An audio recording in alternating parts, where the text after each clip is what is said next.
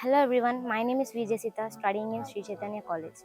And now, revision is extremely important because without it, we tend to forget what we have studied earlier.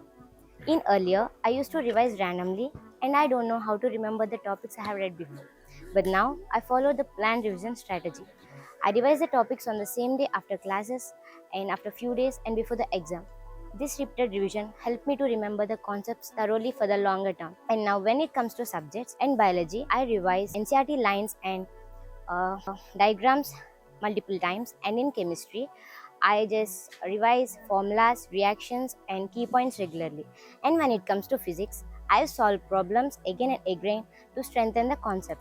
And I also maintain short notes, which helps me to revise quickly before the exams. Because of this consistent revision, I feel very confident, which helped me to prepare for my NEET preparation.